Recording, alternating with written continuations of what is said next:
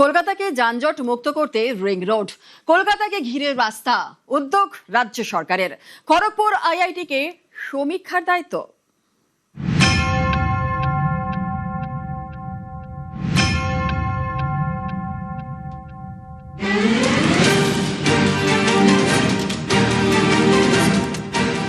কলকাতা ব্যস্ত শহর, অফিস টাইমে প্রবল গাড়ির চাপ, যানজট।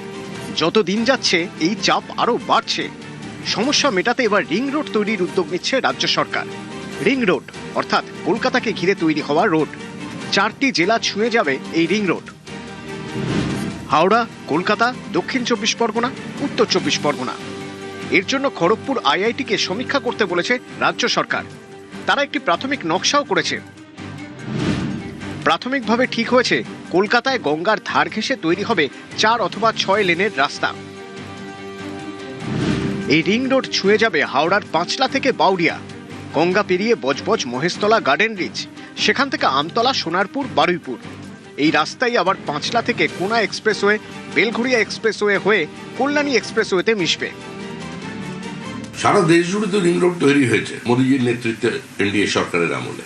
অতীতেও মহারাষ্ট্রের সরকার, বিজেপি সরকার, তারাও এই কাজ করেছে। কিছু দল আছে যারা কথা বলে, কেউ কেউ স্বপ্ন দেখে, স্বপ্নকে বাস্তবায়িত করতে পারে বিজেপি। এই যে ওয়ান নেশন ওয়ান ট্যাক্স, প্রণববাবুর স্বপ্ন ছিল, বিজেপি বাস্তবায়িত করে। কংগ্রেস ভাববে, স্বপ্ন দেখবে, সিপিএম কথা বলবে, কিন্তু কাজটা করবে বিজেপি।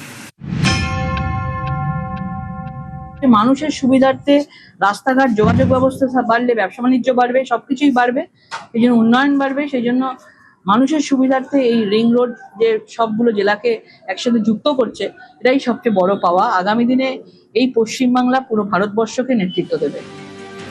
কলকাতার আশপাশের জেলা হাওড়া, উত্তর 24 পরগনা এবং দক্ষিণ 24 পরগনা, এক জেলা থেকে অন্য জেলায় যেতে হয় কলকাতা হয়ে। ফলে কলকাতায় গাড়ির চাপ বাড়ে, রাস্তায় গাড়ির গতিও কমে, তৈরি হয় যানজট। এই সমস্যা মেটাতে, কলকাতার গতি বাড়াতে রিং রোড তৈরির পরিকল্পনা। 4 জেলাকে আউটার করিডোর রোডের মাধ্যমে এবার একত্রিত করবে একটাই রাস্তা।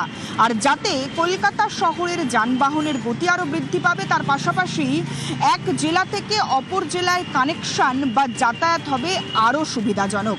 ক্যামেরা বিপুলের সঙ্গে সুস্মিতা, নিউজ 18 বাংলা, কলকাতা।